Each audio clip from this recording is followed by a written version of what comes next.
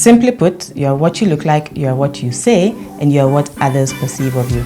And that's what personal branding is all about, perception management. Welcome to the Personal Branding Podcast with me, Gachara.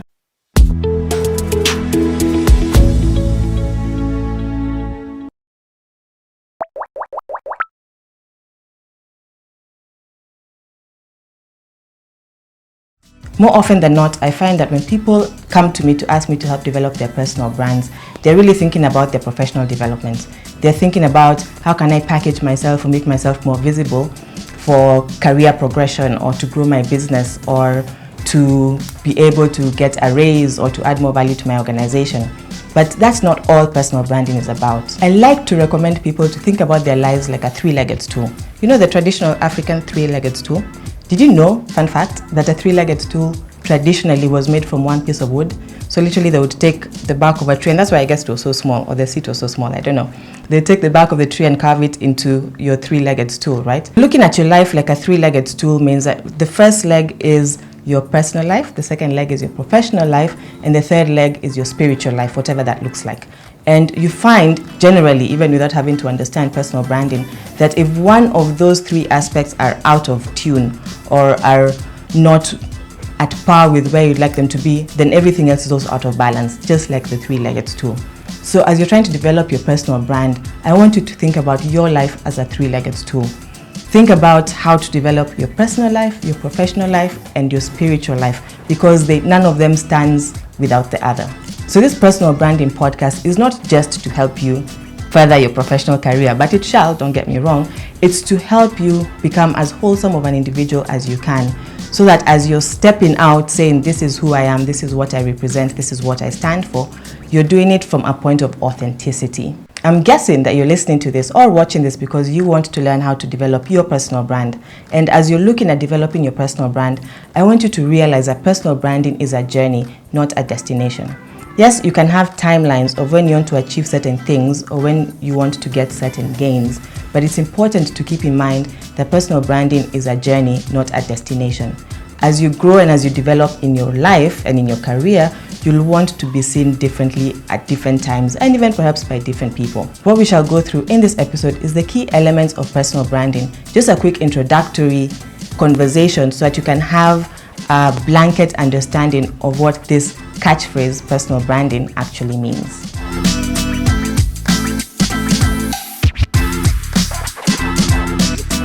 So we shall start with the ABCs of personal branding, which is your appearance, your behavior, and your competencies. Because at the end of the day, personal branding is about perception management and reputation management. What do I mean by appearance? Of course, appearance is how you look, how you dress, whether you have a specific look or you don't, because people will judge you based on that first impression. Did you know it takes 3 seconds to make a first impression? And if you make a bad first impression, you require 21 more opportunities to alter the perception of a bad first impression. Now, we don't often have that many other chances, right, with people. And when people see you for the first time, what they will judge you on or what will influence their perception of you will be how you're dressed. So yes, your appearance is very, very important. I remember when I started my image consultancy career, a lot of people, in fact, there's this one specific meeting that I had with a HR director. You know, there is Olive, young girl in her early 20s, I think. This young girl has gone to this corporate CEO, marketing director person. I have no idea how I got that meeting. And I'm telling him about what I do and how image consultancy is important and how we can help his team, carry themselves with more confidence, look more professional, etc. And he looked at me, smiled and said, so you want us to pay you to tell people how to dress and how to behave? But these are adults, they've gone to school.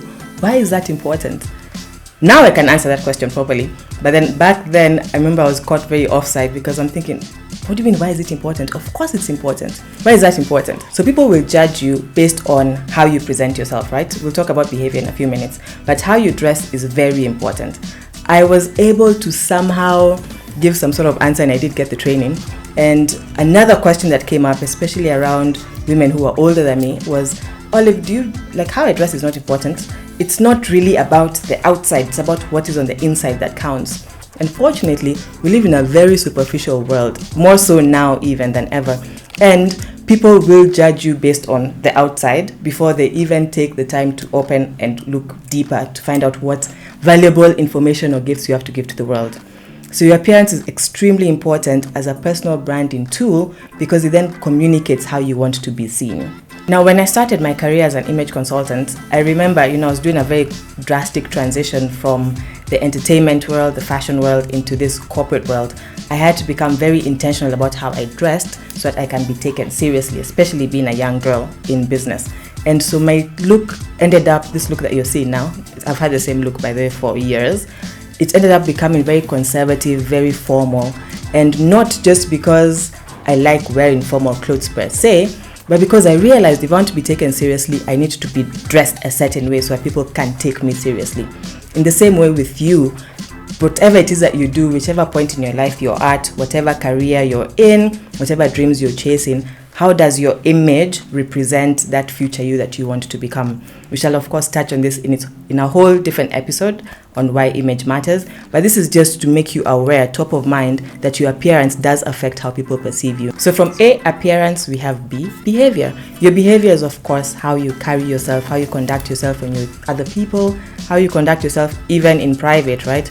They say character is determined not by what you do when everyone is seeing you or when the light is shown on you, but also what you do and how you carry yourself in the private quarters of yourself and the people who are close to you. So how does your behavior affect your personal brand? This is a simple one. Your behavior tends to be the thing that people associate with you the most. Maya Angelou said people will forget what you said, people will forget what you did, but people will never forget how you made them feel. And that is determined by how you treat the people around you.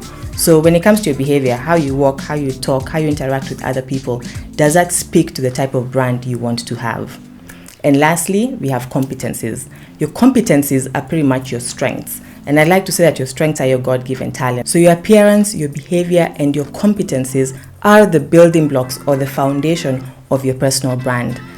The question you need to ask yourself is, are you aware about, or are you conscious and intentional about how you carry yourself? Are you conscious and intentional about how you dress? Are you aware of your strengths and are you trying to maximize on them? Don't worry, through the series or this personal branding podcast, we shall touch on all of this in a lot more detail. What we're going through now is just high level points to get you thinking, sort of to whet your appetite and to help you start internalizing what personal branding really is about.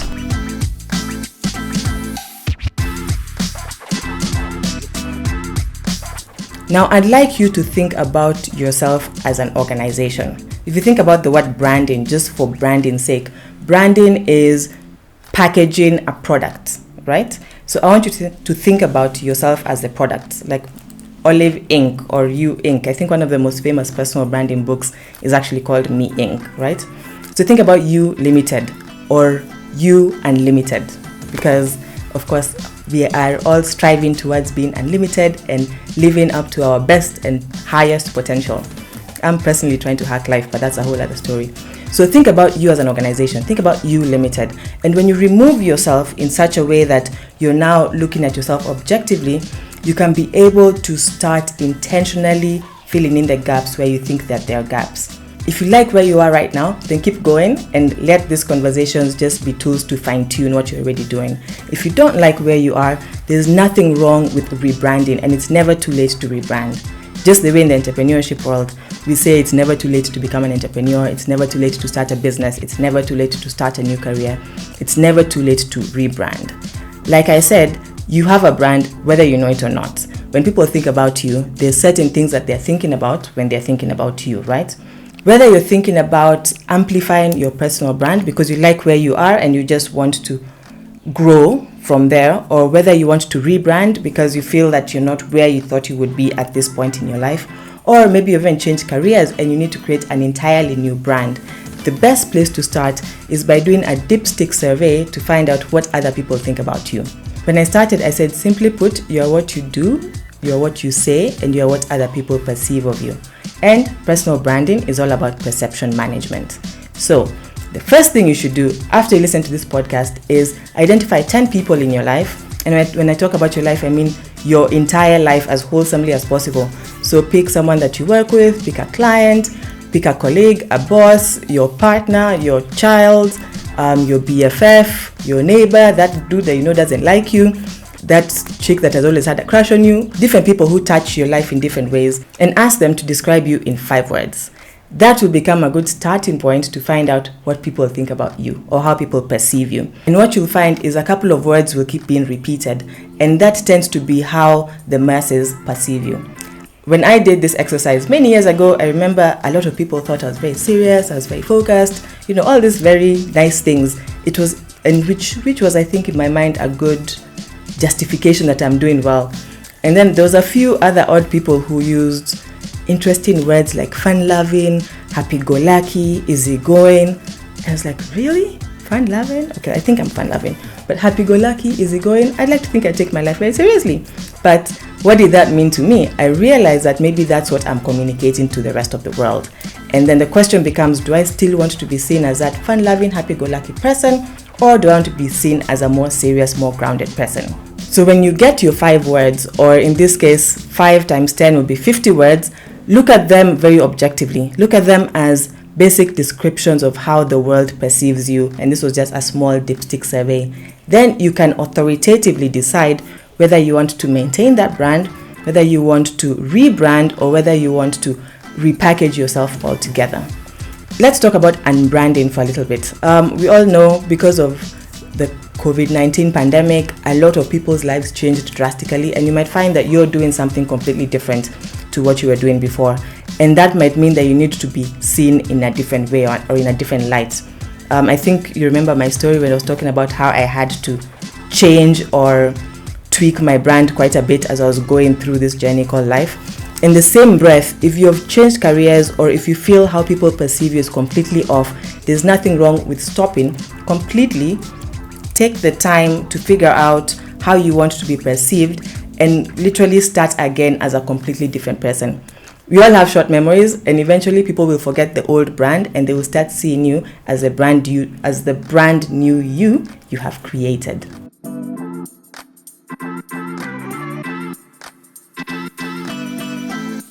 Now, where to start? I know personal branding can seem like something very daunting. It feels like it's a lot, especially after you've listened to all of you. Like, okay, now there's rebranding and branding, there's ABCs, there's so many different things. I will take you through the simplest way to start developing your personal brand, and it's what I like to call the DADA process. The DADA process stands for discover, align, develop, and amplify your personal brand. Starting with discover, it's of course important to know who you are. And we shall focus quite a bit on finding out or figuring out who you are in the next couple of episodes, because it's only by knowing who you are that you're able to authentically and confidently communicate your personal brand. Discovering you is figuring out what your passions are, what your values are, and what your attributes are. Your passions are those things that set your soul on fire, those things that just make you happy. Those things, there's those activities where if you know you're doing a certain thing the next day, you're up bright and early, you cannot wait for the day to start. And then if you know you're doing mundane, normal, everyday work, you're like struggling to get out of bed at 8:45, right? So what are you passionate about? What sets your soul on fire? And don't be stressed if you find that it has nothing to do with your current career, because sometimes it doesn't, and we shall figure out down the road how we can marry the two.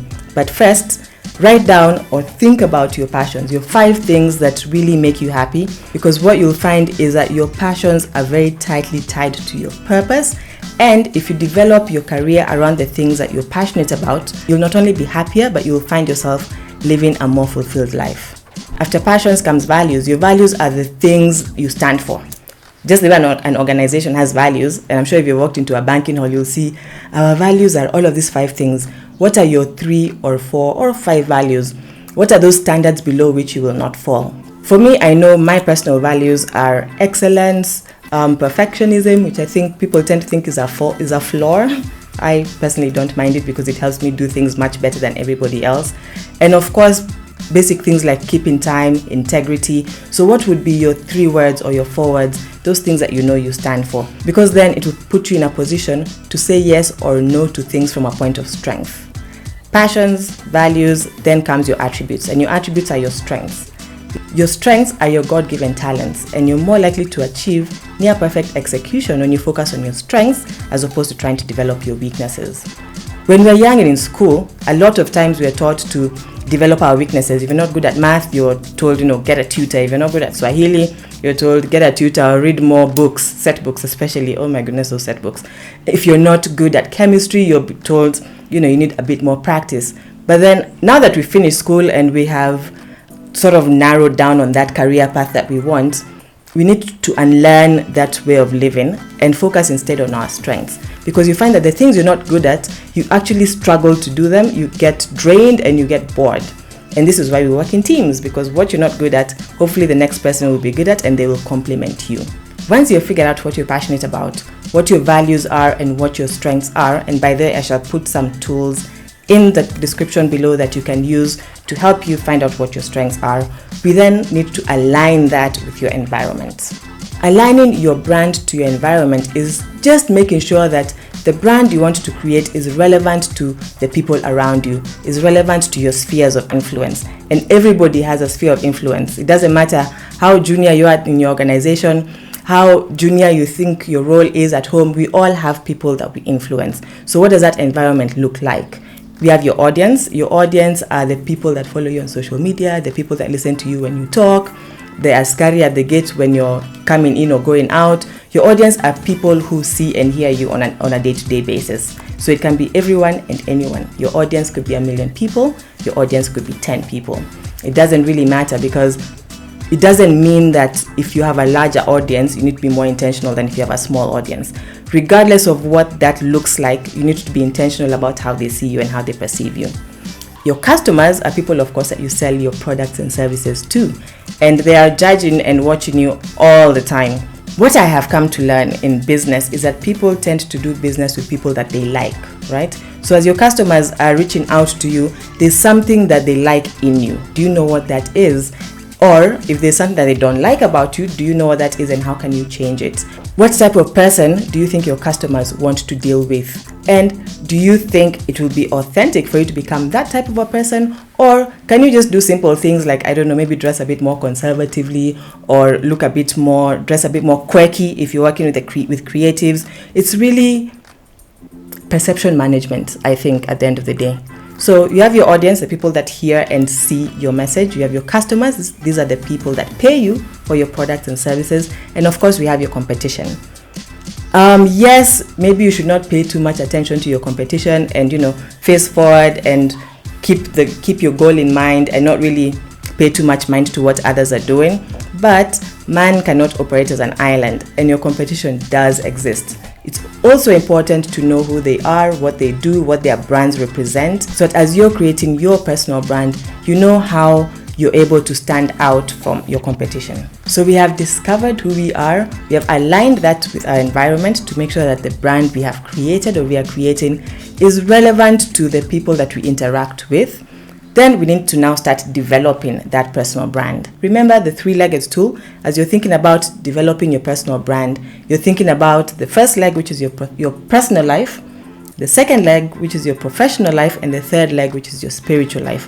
And you have to focus on all 3. So don't just be on work mode saying, I want to be seen as the best content creator ever. No, you also need to make sure that what's going on at home, what's going on with your family is also aligned with who you are and what you stand for.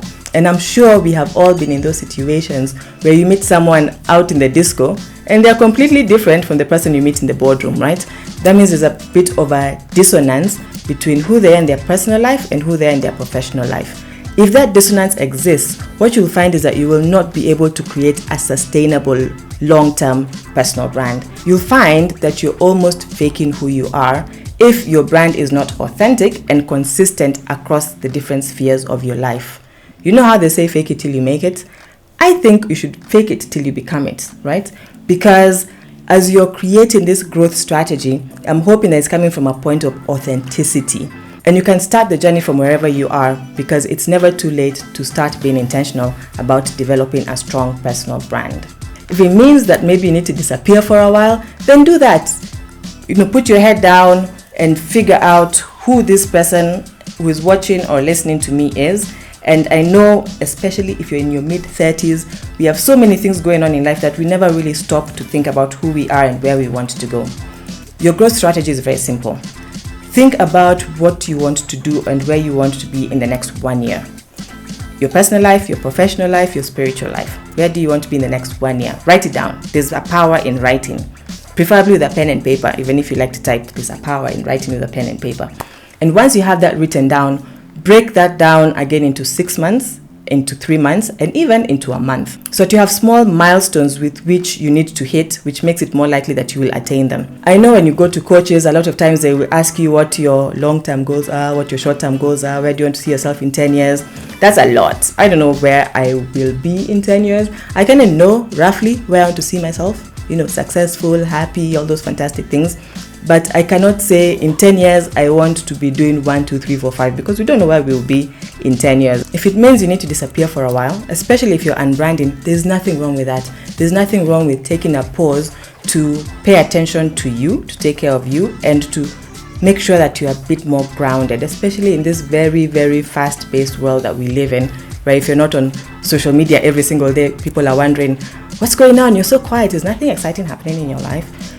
Don't let all of that stuff disturb you or hassle you. Just stop, do your 1 year plan, break it down into 6 months, into 3 months, into 1 month, even into a week if you want to micromanage your goals, so that you can be able to become extremely intentional about the things you're going to do to get you to where you want to be. And once you have developed that strategy, you need to amplify it. Brand amplification is about communicating your personal brand to the right people through multiple channels. Develop your personal brand strategy and amplify it to the right people through multiple channels.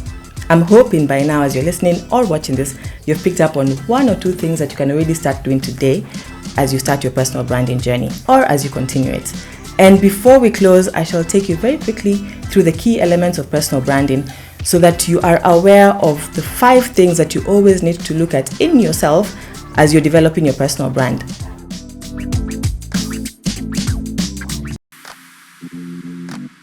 There's very many things that you need to do, but these 5 basics can sort of be your guiding lights as you go through the personal branding journey.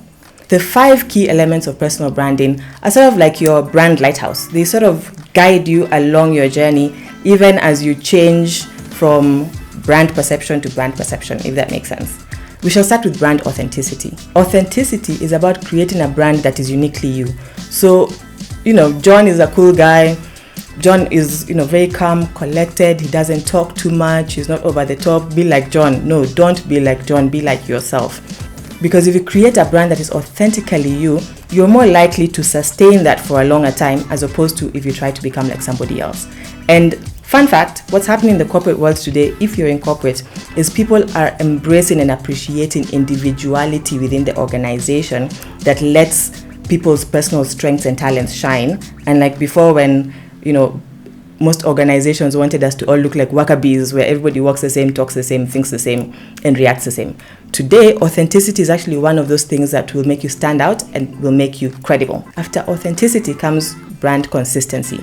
Brand consistency is about being able to deliver at the same level of excellence time and time again. You want to be that person that people know will always do the things that they say they will do regardless, right? Because then that also makes you reliable. So in your personal or professional life, are you that consistent person? Do you give your 80% every single day regardless of how you're feeling? Or do you show up 80% today, tomorrow you're at 20, the next day at 150, where people almost have to walk on eggshells around you because they don't know what's coming? Or are you that consistent person who knows that regardless of what is going on around you, you still deliver on what you have to deliver at the same level of excellence? And your improvement is slow and gradual, and again, consistent. And after consistency comes credibility. Credibility is being able to walk the walk and talk the talk. I like to give an example of a pitch that I was doing for a certain bank, and I was talking about how, in this new banking or modern way of banking, we interact with our bankers everywhere. You can find them in the supermarket, you can find them in church, you can find them in school doing pickups and drop-offs. So personal branding is not just about how you present yourself in the workplace, but how you present yourself in general.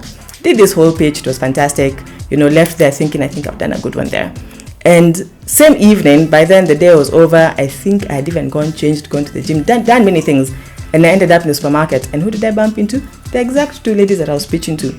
So you can imagine if, professionally dressed Olive had then now dressed down, looking like 16-year-old teenager. They would have wondered, okay, is Olive for real or not? Brand credibility is practicing what you preach. So we have created an authentic brand. We are consistent in the work that we do. We are credible in that we walk the walk and talk the talk. But are we relevant? I'd like to think that relevance is the only job security that exists in today's business world. What does that mean? We live in a world where some people are being laid off while other people are being headhunted and being given insane packages for their work. Being relevant is ensuring that whatever it is that you do, that subject matter has a holding with the environment in which you operate. When I started my image consultancy career, I remember, as an entrepreneur, sometimes you doubt your choices, right? And I remember thinking, how am I going to show the world the relevance, especially Kenya, the relevance of this work that I do as an image consultant? Because if people don't think it's relevant, then I will never get hired and I will never make money, right? So that thing that you do, that thing you're passionate about, that skill that you have learned, how relevant is it in today's business world? How relevant is it in today's community? We're talking about how the jobs that exist today will not exist in the next 10 years. Are you learning tools that will be relevant in those next 10 years that will ensure that you still remain relevant to your environment? And lastly, we have brand visibility. Brand visibility, like we talked about in brand amplification, is continuously and intentionally making sure that the people that need to see your personal brand are able to see you loud and clear. And I'm especially passionate about this when it comes to women, because women are not as good at bragging or shouting about their wins as men are, right? You find women doing fantastic things, but we're just sitting somewhere in a corner waiting for someone to come and find us. No one is going to come and find you. You need to find those tools or find those people or find those cheerleaders that will help you make your brand that much more visible. Because if they can't see you, then you will not be able to have the level of influence and impact that you want to have in your environment. We talked about the key elements of personal branding being your guiding light, sort of like your lighthouse. So I'd like you, as we close this first episode, to rate yourself on how you're doing on those 5 elements. Are you authentic? Are you consistent in the work that you do? Do people think you're credible? Is your work relevant to the people that you influence, and are you visible enough to be able to have impact in the world around you? Rate yourself on a scale of 1 to 5 or even 1 to 10, because then as we go into the next episodes, you'll know which areas you need to focus on. Thank you for taking the time to listen to me. I hope you have picked up on 1 or 2 things that you can already implement in your lives today. If you have any questions, if you have any comments, if there's anything you'd like me to expound on even further in upcoming episodes, please put them in the comments below. I look forward to hearing from you. But meanwhile, you've been listening to and watching the Personal Branding Podcast with me, Olive Gachara.